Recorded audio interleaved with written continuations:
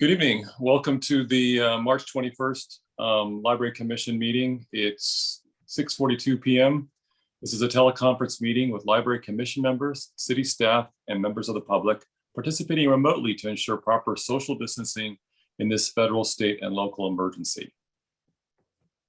All right, I'd like to introduce the staff and Library Commission members that are present. I can't see who's present, so okay.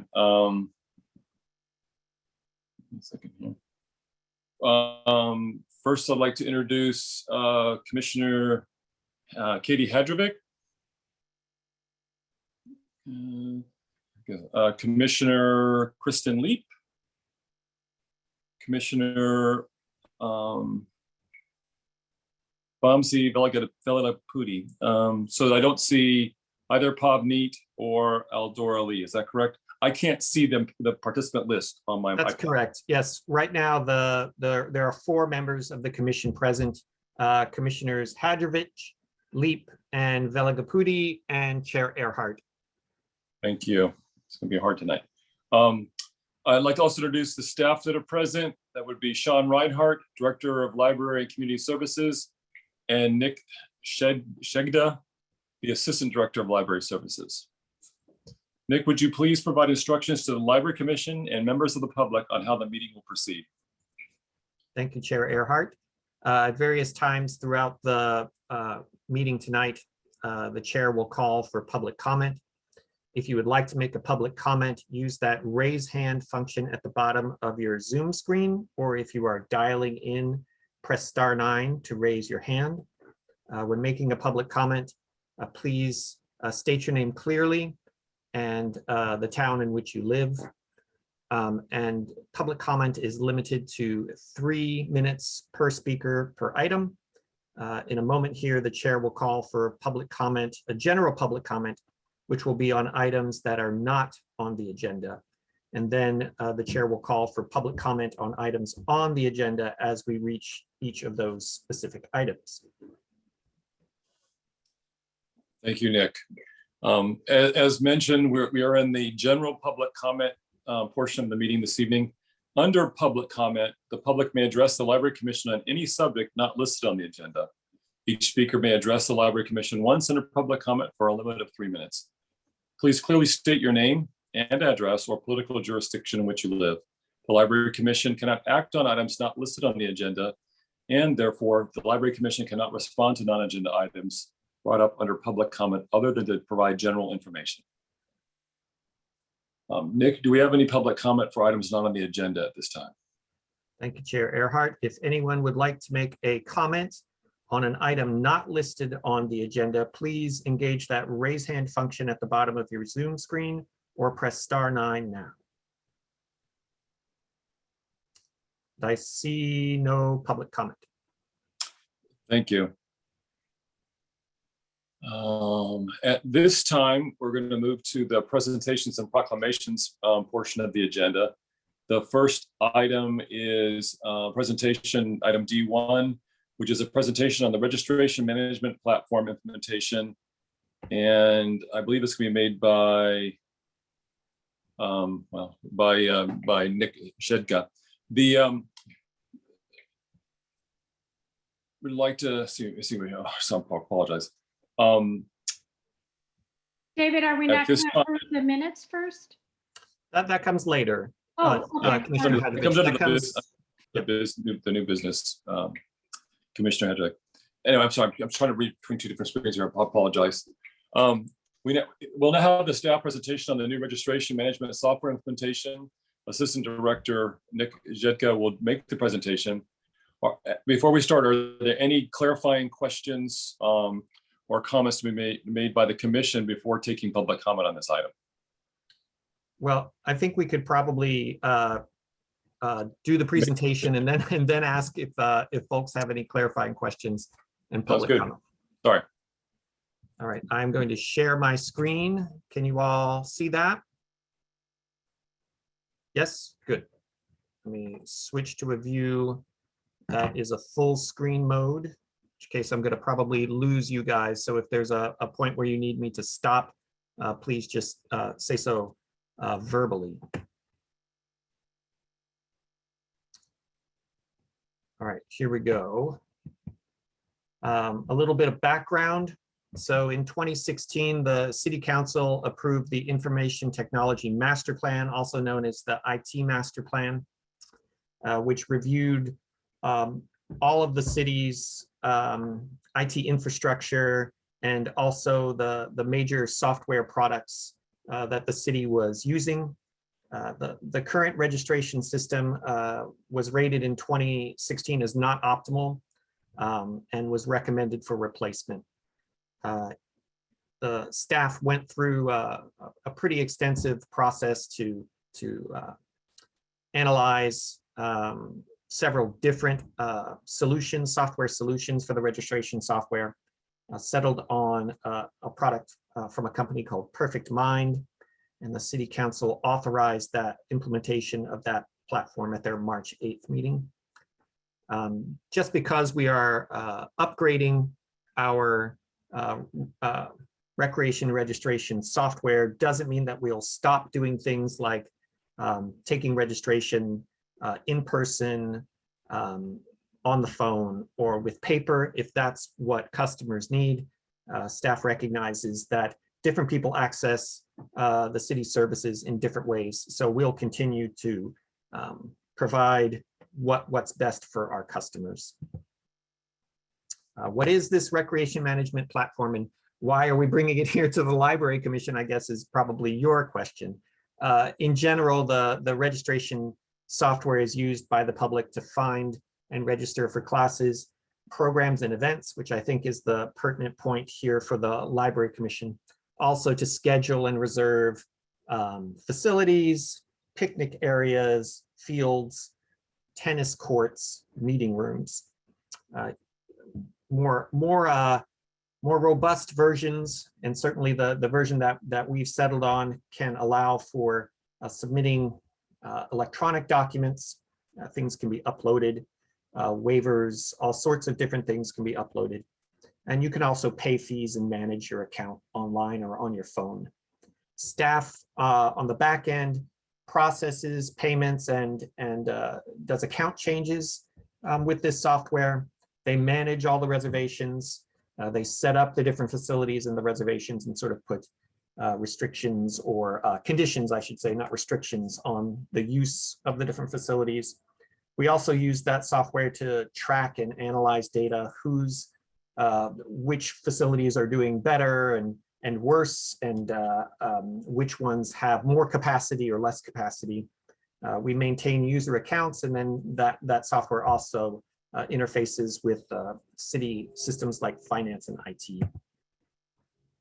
So some of the things that Perfect Mind does, it's a very easy to use mobile friendly interface. Just for comparison, our current eGov system does not, pardon me, a couple of trains are going by here in my office. Feels like it's in my office.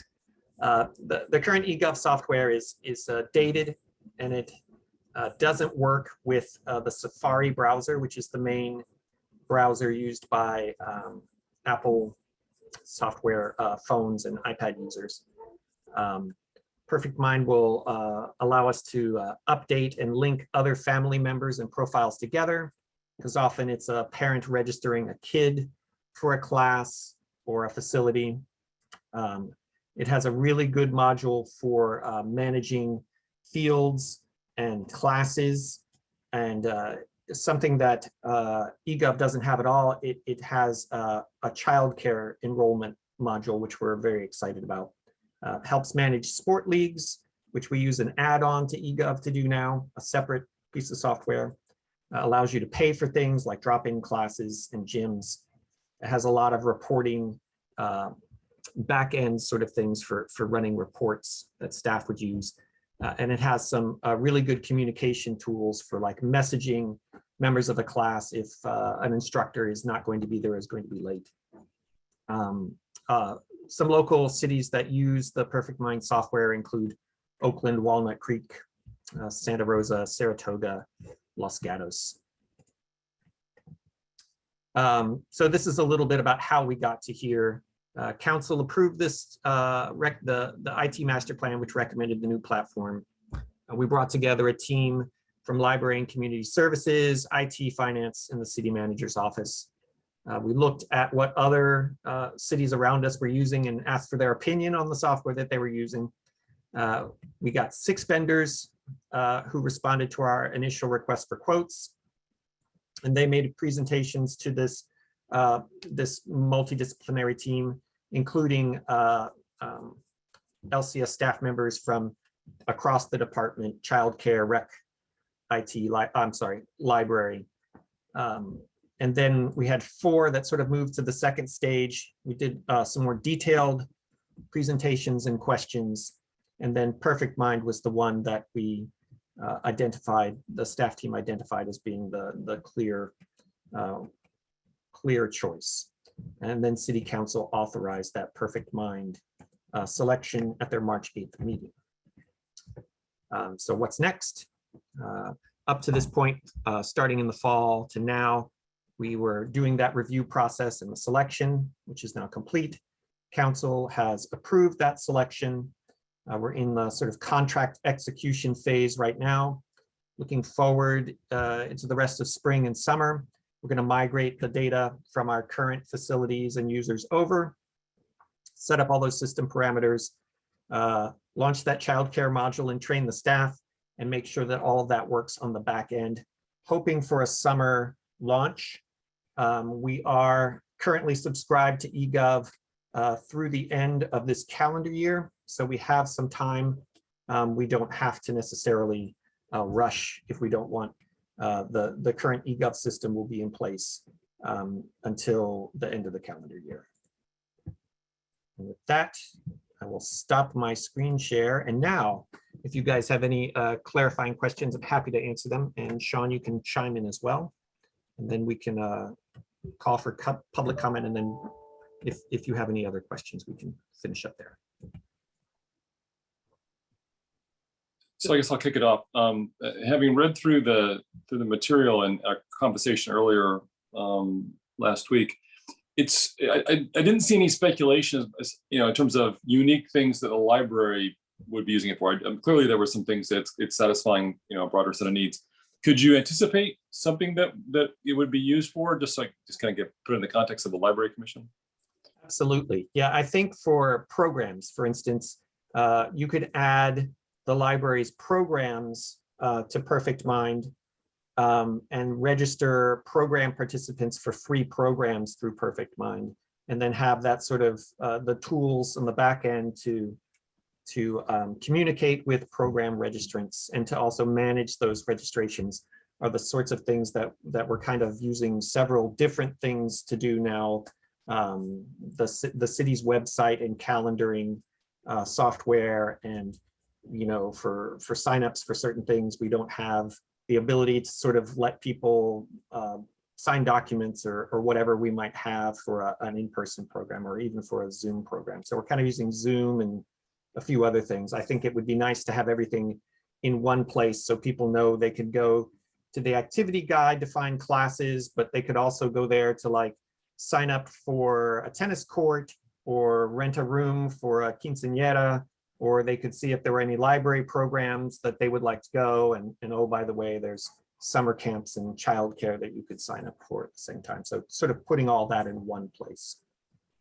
Sure. Yes, Commissioner Hedvig.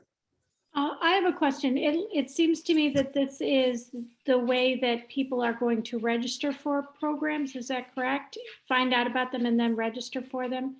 That's the hope, yes. And so my only concern, and I know you touched on it briefly, that you said you would be taking phone, walk-in, all different ways for people to sign up. But I know the library in particular is usually the place that has the free access of the internet, so that people that don't have easy access to internet at home or in other places can come to use it. And I always have this concern that people that are more tech savvy or have internet available to them are going to be an advantage signing up for free programs at the library. And so are there any, have you thought about that at all? Is that an issue? And if so, have you thought about any safeguards to allow a certain number of spaces for people that are going to maybe not be able to watch their clock at home for when the programming opens and then immediately secure spots? That's a really good point. Most of the library programs aren't restricted by space. I know story time has been in the past. Storytime has been in the past, but that's something we're actually trying to move away from, because we were concerned about that sort of competitive nature for a free story time was maybe leaving some people out.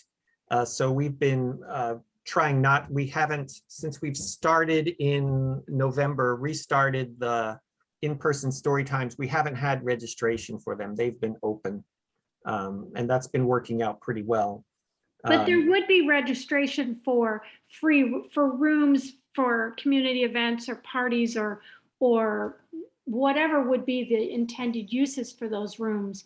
Again, I'm just thinking about people that are a little bit more marginalized and need to maybe come into the library to access that internet feature to use this program. And you know, whether or not maybe the times for when you can sign up would always be when the library's open, so someone could have access to that, or if you would in general leave a certain percentage of opportunities available for people that do need to call or walk in or get programming materials in other ways. Yeah, that's a good point. So just to reiterate though, you know, at this point in time, none of the library programs have any limitation on attendance. They're all drop-in. There are no advanced registrations necessary. If so, one program that potentially could just run into capacity space issues is Storytime. That was happening before the pandemic. We really avoided or tried to avoid any kind of registration process for the reasons you point out. If we find that for a program of that nature that we have to, like, you know, put a registration system in place, then we would certainly set aside some like walk-up kind of slots, you know, for that express purpose to ensure that, you know, it doesn't unfairly disadvantage folks who lack internet access. I think that the primary benefit of using the one like Perfect Mind system for like library programs and maybe library meeting rooms as well is that then everything offered by the city is kind of in the one platform. So people just go to the one calendar, they see all the programs, they say, hey, what's going on for kids this month? And they'll see Taekwondo, and they will see youth basketball, and they will see story times, and they will see team programs all in one place, as opposed to right now, it's a little bit of a diaspora with a few different systems. So great point, but we don't anticipate really having a lot of registration on library programs required. It's more for the visibility. All right, thanks, I appreciate it. Commissioner Leap. Yeah, I'm wondering if our accounts will like transfer over, or if those of us who already have library accounts will have to re-register or something. That's a really good question. It's something that the system has the capability to do, which is to add, say, a library barcode number as an account number for using the other capabilities for Perfect Mind, like registering for rec classes and things like that, or creating an account to register for rec classes. But we haven't actually worked through that. That's something we're going to work through in the implementation phase. But I think that would probably be something that we'd have to have people opt in to do. You know, if you have your library card number, do you want us to transfer your information over rather than just transferring it over? I think we'd need to ask people first before we did that. But we're hoping that there is that capability so that if people want to do that, we could sort of save them some steps. That's my hope. That makes a lot of sense. Thank you. Commissioner Belliaputi. Yeah, just a related question to that, because I think you mentioned that the existing system will go until the end of the year. So is there a period of overlap where people can register through both? I think just personally, because I do register for Storytime. I have a link to the existing space. It may take a bit of time for people to move across. I just want to check if there's overlap time to allow for people to slowly migrate across. Yes, That's kind of the idea is both for ease of customer use, so you don't just flip a switch. I mean, there are theories about how you move to a new system, and some say just cut it off and just start it new. But that always seems to be a little abrupt to me. I think it's easier for staff certainly as well, who are going to be getting trained up and sort of building all of the facilities and programs in the new system to have a little bit of overlap time. So we were originally hoping that we could get everything done so that for registration for summer, which is one of the busiest times of the year for the recreation and childcare sides of the house, that we would be ready. That's probably not going to happen. We're looking to have registration on Perfect Mind be open to the public for the fall period, and hopefully we'll make that. But we've given ourselves some time because things sometimes take longer than we would like them to take. Excellent. Are there any more questions or comments from the commission before we open it up for public comment? Great, thank you. Nick, would you please call for public comment? Sure. If any member of the public would like to make a comment on this item D1, the presentation on the registration management software, please use that raise hand function at the bottom of your Zoom screen, or if you're dialing in, press *9 now. And seeing none. Thank you very much. Okay, so the next item is D2. We will now have a staff presentation on the furniture and layout of the library spaces in the new MPCC campus. Assistant Director Nick Shedga will be doing the presentation as well. Thank you. You guys are going to get tired of me tonight. So just a quick update. As you know, the Menlo Park Community Campus is scheduled to open in summer of 2023, and it's on schedule. I know Chair Earhart, we were talking last week about the long parade of cement trucks that came with the pouring of the slab, but staff have been busy on the back end, starting to sort of work out some furniture layouts and some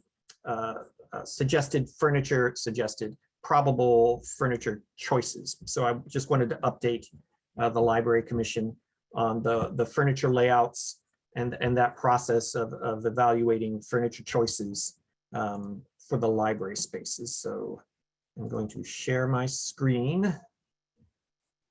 And bear with me here because this is an image-heavy presentation, since I stole it from a working meeting with the architects, and they have lots of pictures.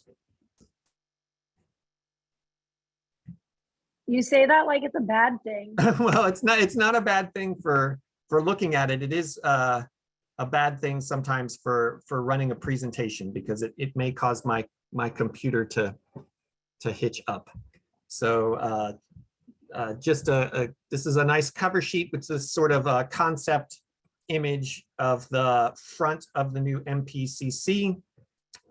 Here's a fence on the left-hand side. You guys can see my screen now, right? Yes, okay, good. Sort of a fence on the left-hand side, which screens off the pool area. This is the main entrance of the building, sort of nice glassed-in area heading towards the lobby. This circle right here is a nice window that looks through to the children's library area. And on the second floor here, right in the middle, is the other library space in the building, which is the adult teen spaces and the Makerspace. So let's see. I apologize. I think we'll get a lot of these sort of little clock images, at least on my screen. So just a reminder, this is a sort of rough layout, first and second floor images of the new building. Just to orient you, this is the parking lot here. And so Terminal Avenue is kind of down here. And the playing fields at Kelly Park are out here. So this is the sort of the view that we were just seeing in that early concept drawing there. Here's the main entrance to the library. I'm sorry, to the building is here. Here are the pools, 2 pools and a splash pad over here on your left as you're looking at the front of the building. Senior lounge, senior lunchroom, meeting spaces, kitchens here, a couple of different terraces there. Here's the children's library here and a terrace outside of the children's library. I'll go show some more detailed images of these in a moment so you don't have to squint too hard. To the left here, kind of the lobby and the main counter, if you will. The locker rooms down here for both the pool and for the gymnasium. And here's the gymnasium with the basketball court layout on it. On the second floor here over on the right, that's the top of the gym space. Here is the library space, the adult library space here. There's a few meeting rooms off of the main library space. There's a teen lounge here. There's some staff areas here. There's a meeting room here and a flex classroom. This is the Makerspace, which has a balcony here. Let me move my view there. This is sort of a dance studio, exercise room, and this is a workout room with equipment. Again, I'll show some more details as we work through.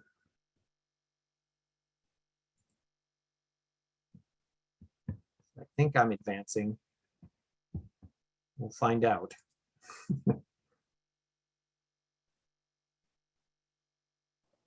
Almost looks like you're in edit mode in Acrobat there, Nick. Yeah, I'm trying to maybe I'll sacrifice a little bit of view to get us. I'll stop sharing here to get us so it will go. It's doing a nice spinny thing on my screen here. So let me get out of full screen. I apologize. See, Sean, I think this is arguing for a nice beefier computer for me. Where do I sign to approve it? I definitely Hint, need hint, one. nudge, nudge. All right, let's see here. Let me go back. Full screen mode. So my apologies again. Doesn't it make you feel better that I'm having such difficulties? Hopefully it's making you feel better that I'm having such difficulties. All right, so here is Not at all. It's okay. This stuff happens. It does happen. So here is a sort of more detailed view of the layout for a proposed furniture layout for the children's library space on the first floor. Again, to sort of orient you, over here on the right would be the lobby and the front entrance. Straight out the back is a terrace space that the children's library shares with the after-school room that's next door with the childcare. There are connecting doors between childcare and library here. And there's a couple of doors from the childcare space directly to the outside, one to a dedicated play space and one that connects over here to the outdoor space outside the children's library. So one of the things that we were talking to the architects about was how to make the spaces as flexible as possible for all the different kinds of programs that we're doing now, but also things that we might want to do in the future. So the children's library space has quite a few sort of built-in shelves along the walls here, but also they have rolling mobile shelves here in the space. We also have a couple of, some seating areas are proposed here. These little squiggly sort of teardrop shaped things are some interesting fun stools. There's some sort of work tables for kids who are doing homework, some computer areas here on the right, and a couple of kind of reading nook sort of furniture things here. So let me see if I can get this to go to the next page. This is where I hinked up last time. Yeah, it's not happy with me. when I'm in that full screen mode, it doesn't like advancing. So maybe I'll keep it out of the full screen mode and we'll just, I'll just talk you through Nick, it. would it help? I think I have the same one on my computer now. Would it help if I shared the screen? Absolutely. Let's give that a try. Because maybe I- it's me running the meeting and the presentation at the same time that's making Yeah. my computer balk.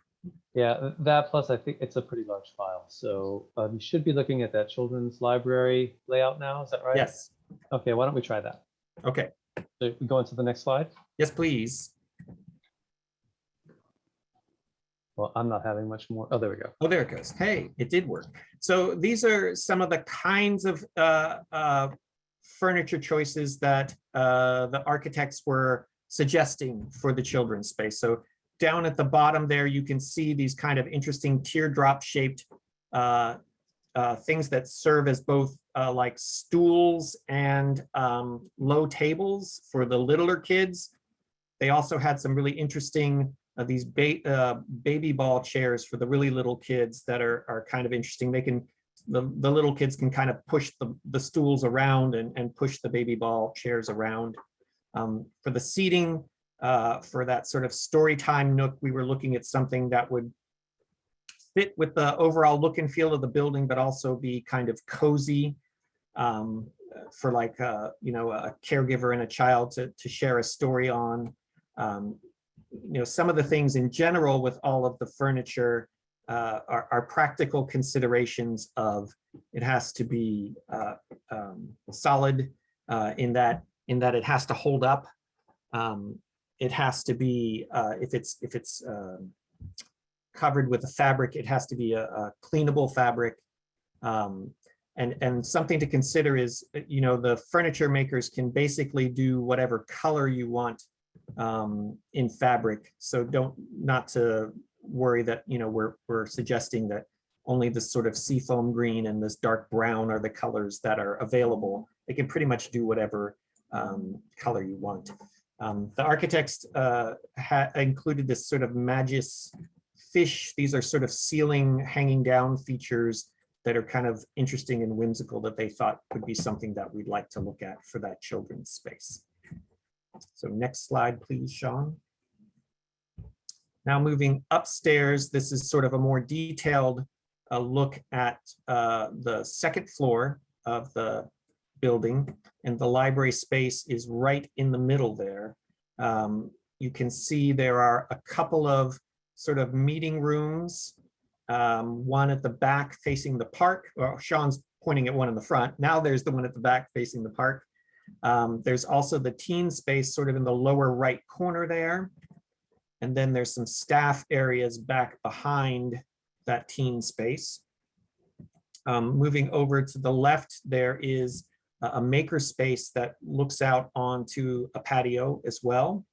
On the left of the makerspace, there is a kiln room, and then there's sort of a storage room, a couple of storage rooms for equipment that could be rolled in and out when not in use. There's a meeting room there right at the top of the stairs, which could also be used as sort of a small flexible classroom. Then right directly across from that is that sort of like dance studio, yoga studio space with a little storage. And then next to that is a workout room with more equipment like weight machines and elliptical machines. So now we'll take a look at some of the furnitures, but you can sort of get the general layout there. And here's a more detailed look at what a layout for the adult collection might look like. You come in from the stairs there where Sean is indicating into the sort of main space. Again, we're looking, the staff is looking for furnishings that will be sturdy, but but movable, so that we can reconfigure for programs or for future needs. So the shelving in this room would be mostly rolling shelving. The tables would be sturdy, but you wouldn't want them to be like what you would think of as traditional study carrels in like a university library that are really big and heavy because you wouldn't be able to move them. Same thing with the sort of smaller computer workstations and sort of areas, kind of what we've learned from the pandemic and after the pandemic is people want to work together in small groups. And so lots of little seating areas tends to work really well for people coming in. There's a small closed study room in the bottom left there. And that would be for like tutoring sessions or small meetings. And then up at the top of the drawing, there's a larger, more sort of conference room area there. And then the Makerspace would open to the left there. The next slide will show you some of the furniture choices that were being suggested. Again, these are not necessarily the colors or sort of the fabric styles that we would use. Just think of them more sort of as shape and function. Some smaller area tables for people to work on a laptop or to put their books down on, and some chairs that were sturdy, comfortable, but also movable. And some of the considerations for chairs, you want to pick things that are comfortable, but also that people can move around if you need to move them around and rearrange seating to serve a group, but also that maybe older folks can get out of. You don't want them to be so soft and luxurious that people sink into them and then can't get out of them again. Let's go ahead and look at the next slide, Sean. Here are some more sort of like chair choices and table choices for maybe some of the larger, like maybe 4-person seatings. The table on the right has power that runs up through the leg, so that it has a central kind of place to plug in there in the middle. The seats on the left are a little lighter than those sort of reader chairs that we saw in the previous slide, and could be moved around and reconfigured a little more easily. So again, these are kinds of styles of chairs rather than particular choices that we're suggesting. Next slide. These are some of maybe the conference room or smaller meeting room furnitures. So chairs with wheels, so people can move around and you can move the chairs around in a smaller space. That same style of table from before to match in the smaller meeting rooms. I included this one just because I really like this. It's not actually in the library space. It's proposed for the hallway outside of the dance studio on the 2nd floor. So there were staff talking about how at the Onetta Harris Center, when there was a dance class, you'd have families basically out in the hallway waiting for the class to end, and they were kind of just sprawled out on the floor. They would drag chairs over, and we were trying to figure out how to keep a clear hallway, but also to provide some comfortable seating for people who might be waiting for their kids' dance class to end. And these jump seats were kind of a really interesting solutions. They hold up to 600 pounds, which means they're really sturdy. They don't look like they're sturdy at all. And we actually got to try these out. They were really cool. And they fold up flat against the wall when they're not in use. So it's not something that you'd want to sit in for an hour, but if you're sitting there for 15, 20 minutes waiting for your kids' class to end, they're kind of a neat solution for that space problem that we were having with that hallway. And then next slide, Sean, this is just a detail of the Flex Classroom space, which is the one right at the top of the stairs. And this was sort of a large, I guess you could think of it as a flex classroom or more sort of a larger conference room space. And thinking that we would have tables and chairs that could be rearranged. There might be a large TV screen on the wall there for Zoom meetings or for presentations. And here's, again, I look at that one on the right and I go, that doesn't look very comfortable or very attractive to me with the sort of netting and the blue, but this sort of style of chair rather than the particular color or fabric is kind of the things that the architects are talking to us about. And then having a table that is more maneuverable, so you could reconfigure it in different ways if you were doing a class or if you were doing kind of a panel interview or something in that room, was the idea for that. This is a more detailed look at the Makerspace.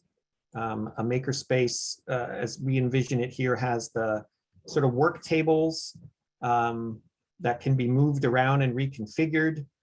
There's sort of a line of counters and power and sinks down at the bottom of the screen. On the left side, there's a kiln room there, and then a couple of storage rooms here. One there, and that's a storage or a hallway. I can't remember right now, but at least there's a storage room there. It's a hallway with storage, yes. A hallway, and then out at the top there is a nice patio, a covered patio on the second floor that looks out over the playground area and over to the field, to the play fields at Kelly. And so we were thinking of having, classes could spill out there depending on what the class was. If you were doing pottery or if you were doing something messy that was like painting classes or painting projects or something that involved a lot of mess in some way, maybe you'd want to do it outside. But the Makerspace is flexible, a lot of more sort of durable furniture that'll put up with that kind of use. Next slide, Sean, and here are some suggestions for those Makerspaces: movable tables with a sturdy top that you can cut and bang and sew on, and a couple of different choices there. There's some nesting ones of different heights. There's also a height adjustable one there on the right. Down at the bottom right corner is sort of an idea for an outdoor chair bench combo.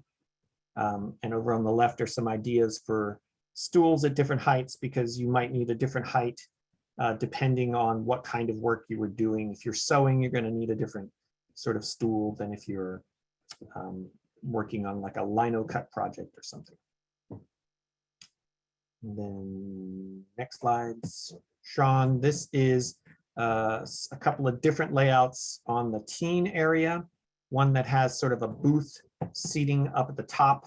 You might think of like restaurant booths. And one that has kind of an adjustable sofa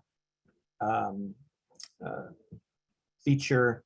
This is a sofa that you can actually pull apart and put together. It snaps together with magnets pretty sturdily, figuring the teams might want to reconfigure it in lots of different ways. Also a couple of study tables and maybe a couple of lounge sort of seating in that teen area. And then some furniture suggestions. You can get some ideas there. That bottom right is that flexible sofa that snaps together. And then there's a couple of different sort of ideas about what the sort of booth seating would look like. At the top, you can see there's this smaller, like a laptop table, which would go with the cozier chair. That chair spins, which is kind of neat for your fidgety teens. And then there's a couple of different, there's a table choice there, a flex table, and like a sort of like a high stool chair there for one of those. I think this is a long, this is a, oh, there it is. So this is just the same one that we started with, I think, but it sort of highlights some of the outdoor spaces. And then there's a couple of quick slides on some outdoor seating. This is some ideas for right outside of the children's library. On that orange rectangle is right outside the children's library on the first floor. And these sort of Soma stones are kind of an interesting feature to have out there, maybe in groups that could be used for story times, but also a couple of smaller table chair arrangements for maybe working outside or maybe parents for kids who are at story time. Can't remember if we have any more. Oh, these were just a couple of more sort of ideas for outdoor tables and chairs. That extremis one on the bottom left is a sort of table chair combo. It's really kind of cool. It's also an accessible table that somebody could roll up to in a wheelchair and be seated at the table with two other people who are seated on the sort of bench-like arms. It's out of one piece of steel. It's a pretty interesting piece of furniture. Don't know if we'll be able to use it or exactly where we would use it, but it's an idea for those kind of outdoor spaces. I think that might be it. Oh, these are some ideas that they had for the front sort of patio in front of the main entrance to the building, and the kinds of furniture that you might have outside for people who were like waiting for a ride or waiting to get picked up out in front of the building. And the kinds of, there's these sort of modern choices, the green and the gray and the blue, and then there's the sort of bench choices that sort of fit more with the look and feel of the exterior of the building, which has some of that wood cladding on it. I think that might be it, Sean. A couple more outdoor ideas.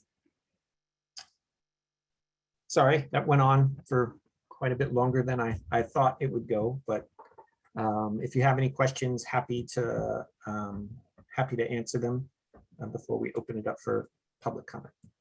Yeah, so are there any clarifying questions or comments from the commission before we open to public comment?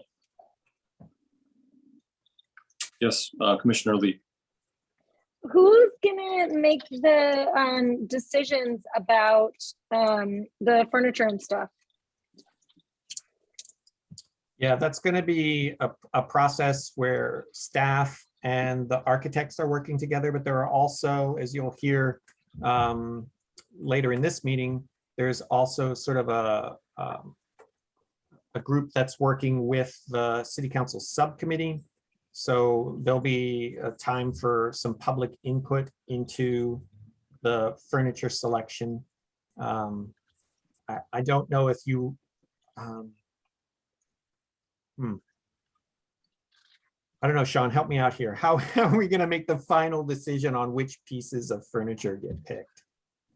Yeah, thank you. Great question. I think, presenting some of the initial concepts of the Library Commission is an opportunity to kind of get some initial feedback from this group and from members of the public in attendance. As Nick mentioned, there is a subcommittee of the City Council that has a working group that they coordinated that also is, kind of engaged in the process. And in the informational item that was attached to the agenda, you can kind of see a timeline for when a number of decisions need to kind of be finalized, in particular around the furniture procurement. We'd like to get the furniture selection pretty much wrapped up to a year in advance, maybe 9 months in advance at most of the opening of the facility, just because we know that due to some supply chain delays, it's taking a little bit longer to manufacture and ship furnishings. So that's why we're kind of getting this really early start on just like looking at the furniture, talking about it, showing some ideas to folks to get their feedback. Seems smart. Yes. Commissioner Hedrick. Yeah, I think all of those looked great for all the different factors that you have to think about: longevity and durability and comfort and accessibility, and also style and design. But I'm curious because a huge component is cost, right? And my understanding is that this is not part of the meta gift. This is something that comes from a different pot. So will there be times when this is brought out to the public and also different organizations that might be involved in the money aspects of it to look at the price point on all of this? Yeah, that's a really good point, is that all of the FF&E furniture, fixtures and equipment, basically anything that's not attached to a wall is not the responsibility of Meta. And the library is lucky enough to have a couple of partner groups, nonprofit partner groups, the Friends of the Menlo Park Library and the Menlo Park Library Foundation, who raise money for the library. The Menlo Park Library Foundation is also going to be sort of the lead agency for fundraising for the new facility. So if there are people who want to give money to be a part of opening the new facility and making sure it's equipped in the way that would be sort of fitting the new construction and the kind of people will want to, we think people will want to participate in helping to outfit the new NPCC. Sean, do you want to jump in there? No, I think the only thing I would add is that the city council is, the approving authority for any appropriations of city funding. At this time, I think the last update that I recall, the figure was there was an estimate of around $14 million in costs for this project that are kind of the city's responsibility. In addition to like the furnishings and the books and the equipment, it also extends to the pool, which is an element that is not part of like Meta's offer. They're constructing it, but the cost of the cities. And so certainly as we kind of go through this furniture element of it, obviously it costs money and have to look at the cost of individual pieces of furniture. However, there is a budget associated with, all of those unfunded, not Meta funded costs. So as we go through it though, there are certainly potential opportunities for, those partner organizations that Nick mentioned to potentially, contribute toward that. So, we're kind of at the early phases of that process and mindful of that. All right. I mean, I definitely have some follow-up questions, but maybe they don't need to come now. I just wondered which is the chicken and which is the egg? Is it the budget or is it the items that you're interested in? But I just wanted to raise that They kind of issue. just stayed at the same time in a way, Okay. because one kind of helps inform the other. One thing I'll say about furniture is often the quality and durability is worth the investment in the long run in public facilities, because public places, the furniture can get used pretty heavily. And if the furniture is not really well made and durable, you might find that you have to replace it pretty quickly. Whereas if you have a very durable piece of furniture, it can last a very, very long time and achieve some cost savings over the life of it. That said, there's some pieces of furniture or equipment that you just sort of have to just plan to replace every few years. The teen space is a good example. So those are all the decisions that are going to be refined over the next several months. Okay. Any more questions or comments from the commission before we open it for public comment? Okay, Nick, would you please call for public comment on this topic?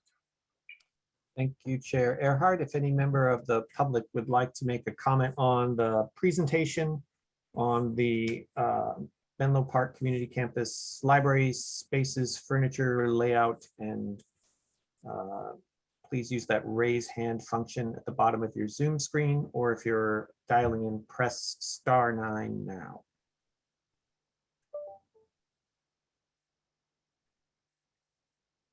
And I see no hands raised. Thank you. We move on to the next agenda topic, which is regular business. Under regular business, the Library Commission considers recommendations from city staff on policy matters or administrative actions that require Library Commission approval. The first item, E1, under regular business, is approving the minutes from the February 28th, 2022 special meeting of the Library Commission with the minutes attached. At this time, are there any clarifying questions from the commission before taking public comment?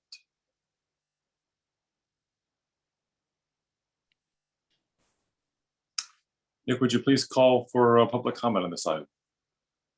Chair Earhart, if This time, if you would like to make a comment on item E1, approving the minutes from the February 28th special meeting of the Library Commission, please use that raise hand function at the bottom of the Zoom screen or press *9 if you're dialing in now. And I see no public comment on the site. Thank you, Nick. This time I open it up for any discussion with the commission. Otherwise, I would entertain a motion to approve the minutes as presented. I'll make that motion to approve the minutes as presented. Thank you, Commissioner Benedict. Do I have a second for the stated motion? Can I second it? Is that possible? I think it's possible, but yeah. It looked like Commissioner Velagapudi was unmuting, so. So I would yield to Commissioner Velagapudi. I'd be happy to second that motion. Thank you very much. So Nick, would you please state the motion and then call for a roll call vote on the stated motion, please? Thank you, Chair Earhart. The motion is to approve the minutes from the February 28th, 2022 special meeting of the Library Commission. Commissioner Leap, how do you vote? Approve. Approve. Commissioner Hadrovich, how do you vote? Approve. Commissioner Velagapudi, how do you vote? Approve. And Chair Earhart, how do you vote? Approve. Measure passes unanimously. Thank you.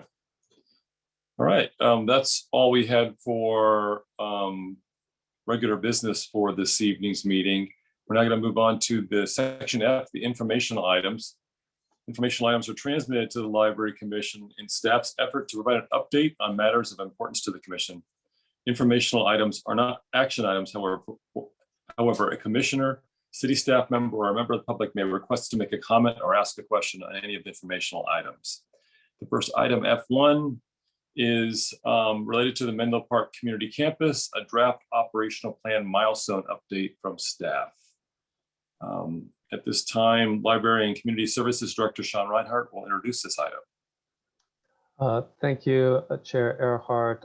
There is no presentation or discussion necessarily of this item. It's merely being transmitted to the Library Commission, so you have the opportunity to review it and ask any clarifying questions. As noted in the report, the City Council Subcommittee is convening a working group of Menlo Park residents to review and discuss these draft milestones and provide input. The Library Commission and the Parks and Recreation Commission are receiving informational reports this month just to transmit the information, and follow-up discussions are tentatively scheduled in April and May. However, any clarifying questions that you might have or any commentary, we welcome those.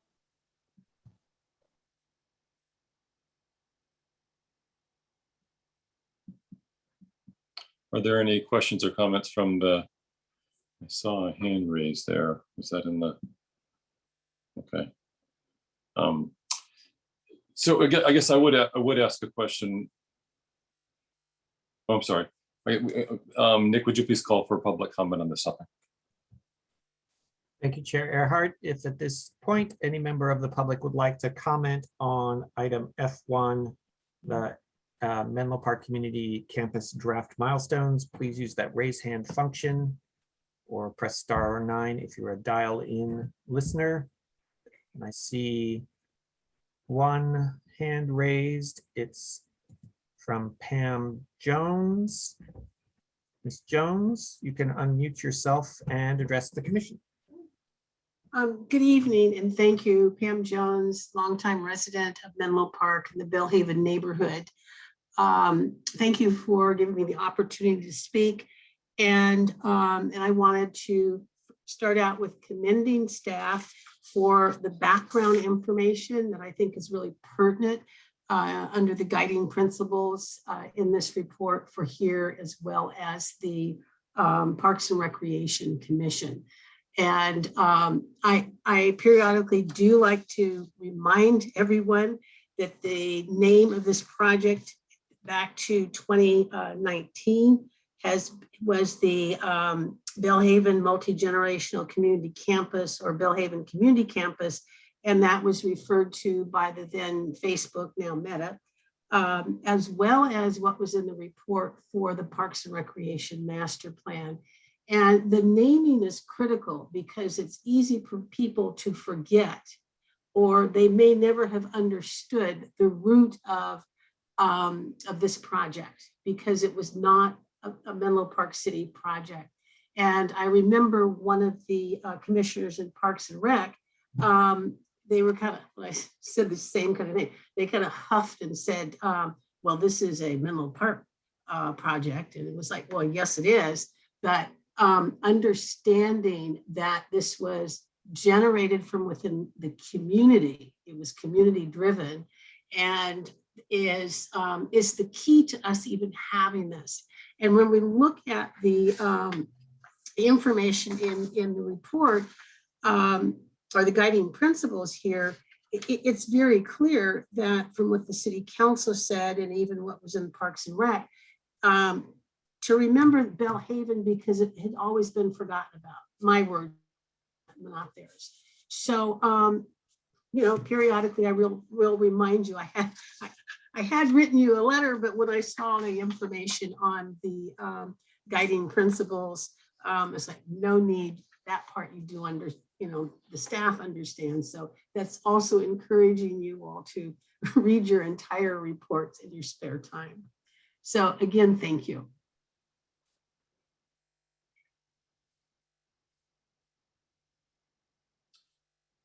I said thank you very much for your comment, Ms. Jones.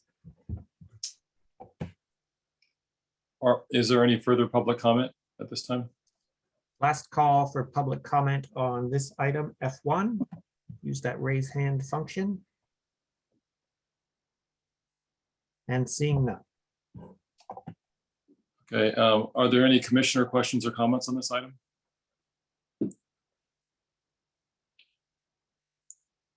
I guess I have maybe one or a couple.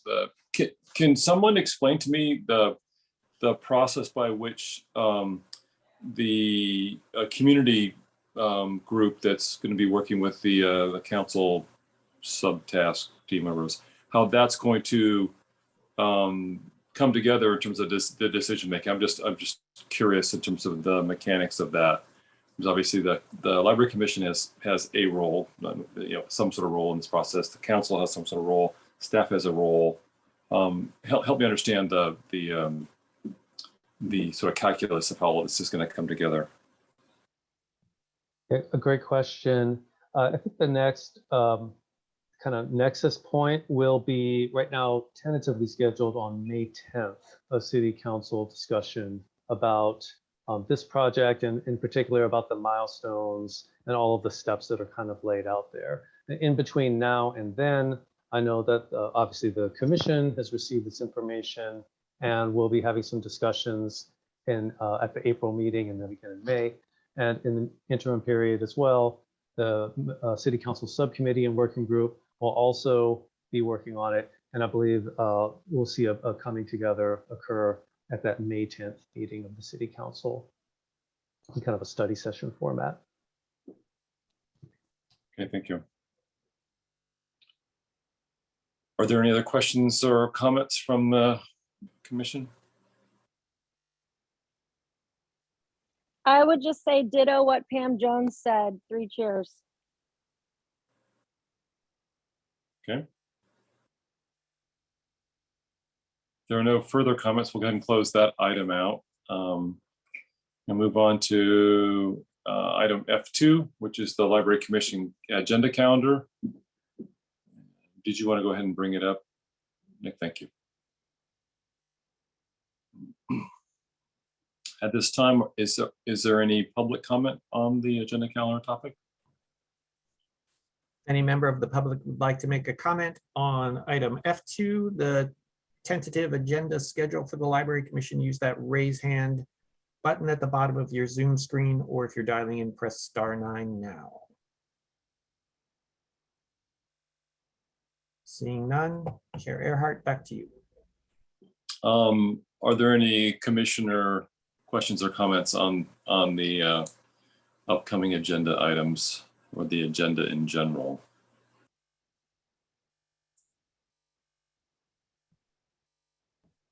I could just comment, as we've been planning the meetings going forward, the staff has been trying to intersperse, topical updates relative to the MPCC project, as well as continue to bring in topical items as well as the policy updates and so forth that are part of the charter that we've been taking on over the last couple of years.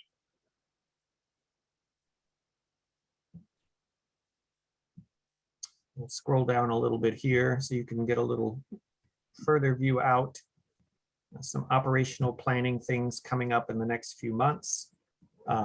Just pointing out that we're targeting a June, another joint session with the Parks and Recreation Commission, sort of talk about operational planning for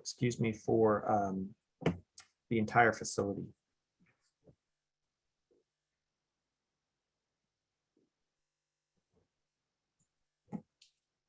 Any other comments or questions from the commission? Okay. Scroll down to see the parking lot area down here. Do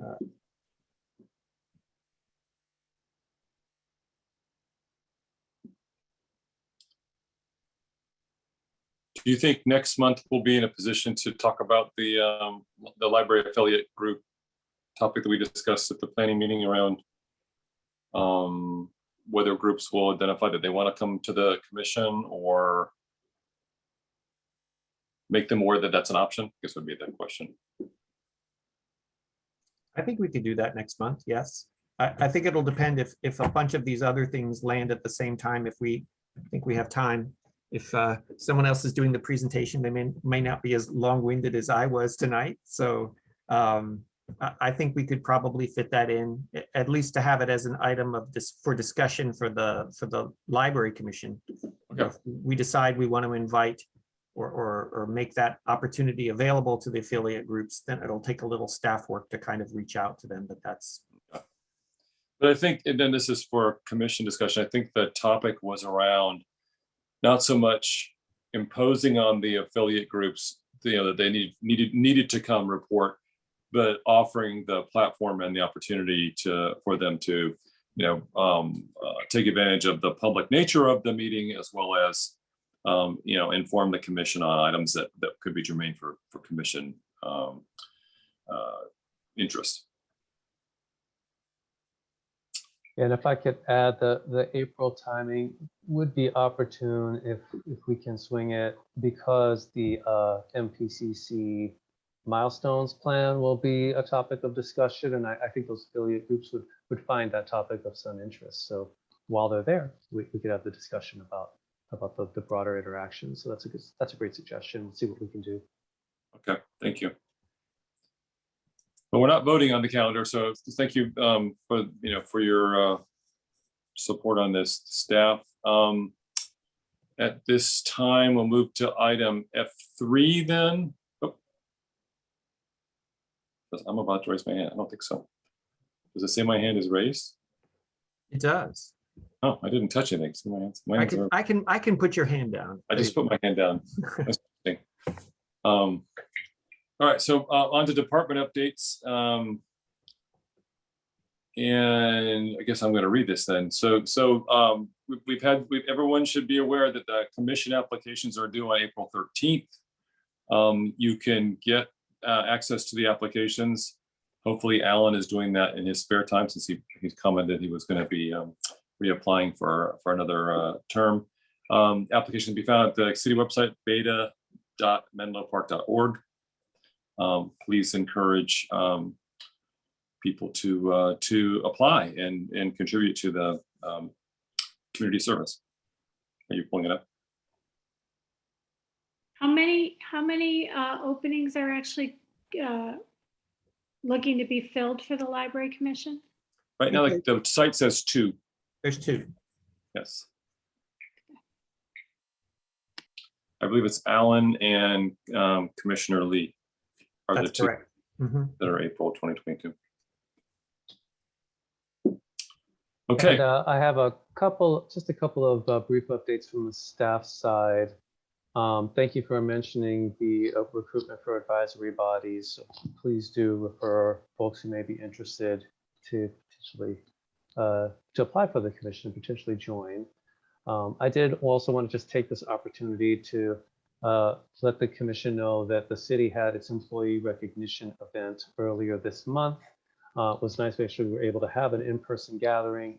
And I just wanted to mention for the record that our department employees of the year for 2021 are Irel Tunaharo, who is the acting coordinator for our senior center program, and Winnie Ng, who is our library assistant 2, who handles all of our administrative support tasks. We're really, really proud of them. Also, a library assistant who for the past year and a half actually moved over and is now a childcare teacher's aide in the childcare program. Holly Jensen was awarded the Special Accomplishments Award for everything she did in 2021. So we're really, really proud of our employees of the year. We're going to be having a department level retreat and gathering for the employees in April. And it'll be the first time in 2 years that we've been able to actually all gather together for this express purpose of like kind of a staff training and recognition days. We're excited about that. And then 2 other things really quickly. We applied for successfully a Library Services and Technology Act grant, often called LSTA. This is a federal grant administered by the California State Library, and the amount is $20,000 that was awarded to Menlo Park Library to develop and circulate Read Together diversity kits through the Bellhaven Branch Library. And so I just want to give kudos to the librarian Koala Tiscornia, who did that grant application, and we look forward to rolling that program out this summer in conjunction with the summer reading program, which you'll hear a little bit more about next month. And then finally, I wanted to mention that out of necessity, we are going to do a slight tweak to the library use guidelines, and we'll bring it back to the commission for review next month, but it's related to virtual programs. We will continue to do virtual programs, but we've found that we have a need to update our policy to cover situations where there's a virtual program that's designed for children and teens or teens. And in person, you see, when we have programs like that, really the attendees need to be children and teens. And if there's adults, they need to be accompanied by a child or a teen who's their caregiver for. In the virtual setting, it's a little more difficult to kind of suss out who actually kind of fits that criteria. So we're going to be updating our policy to make clearer for virtual events for children and teens that is kind of the attendance requirement for adults, that they need to kind of be there accompanying a child or a teen. So we're going to go ahead and administratively make that add to our policy, and we'll bring it back to the commission next month. It actually just came up in the past couple of days. So we're just going to do it now and bring it back to you next month. And that's our updates.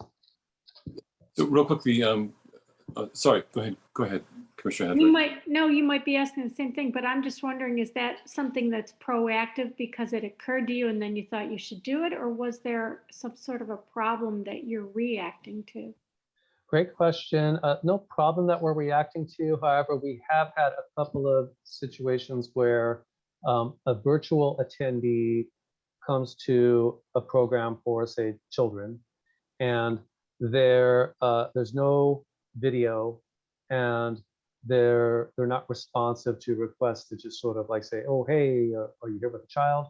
And so, there's no problem from that. However, if that was an in-person event or program, then we would take that opportunity to explain, oh, well, hey, this is for kids, so you have a child here, and if not, then please, wait till the program's over. So we're just going to update our policy to make it clearer. It was not a problem, but we want to make sure we have the policy underpinning for those situations. Thank you. Okay, you pretty much addressed what my question was, Commissioner Hedrick. Thank you. At this time, we'll go to agenda topic G, which are commissioner reports. Are there any library commission members want to offer a report? So I do see Commissioner Hedrick has her hand up. I do, and I'm so excited because we have attendees. So this is directly a shout out to the attendees, but I am the liaison for two different organizations. The first is the Library Foundation. The Library Foundation is hoping to add members to the board, and specifically, we would love to have Bellhaven residents apply and come sit on the board of directors for the Library Foundation. So if anyone that is paying attention to this meeting is interested in learning more about the Library Foundation, you can reach out to me personally, or you can go look at the Library Foundation's website, and you can reach out to Elise Stein, who's the president of the Library Foundation board. So really, that was the only thing I was going to mention as an update related to the foundation right now. Secondly, if you'll give me a second to just pull it up, I do have a report from the Historical Association that, because I'm the liaison for them as well, and Tim Johnston, who's the president of Historical Association, was kind enough to give me some talking points to mention. And so he had 3 updates that he wanted me to pass on. 2 new members have been added to the Menlo Park Historical Association's board of directors. Angie Robin-Biano and Matt Horwitz. And he says the side note on Matt is that he currently serves as the director of the library at St. Patrick's Seminary. Also, the Downtown Menlo Memories pop-up displays of historical Menlo Park images will be refreshed by the end of the month or early April. These are located in 2 of the 3 downtown information kiosks, the storefront windows of the vacant Village Stationers building, as well as several other downtown and Willow neighborhood merchants.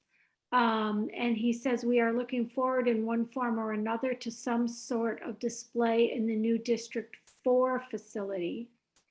And then finally, the third update is that they are on the verge of restarting their oral history project that was very active in the 70s and 80s, capturing the memories of Menlo from longtime city residents. So that's the Historical Association update as the liaison to that group. Well, thank you very much, Commissioner Hetchevik. A rich update. You put us all to shame here in terms of your liaison work. Well, all of the credit really goes to the person that gave me the report, not necessarily me. But I do think us having liaisons to these different groups ends up, being a really efficient way for us to keep track of each other. This is sort of the opposite of shooting the messenger. This is giving all the gratitude to the messenger. So that sounds that's fine. Okay. Any other commissioner report outs before we close out officially close out the meeting?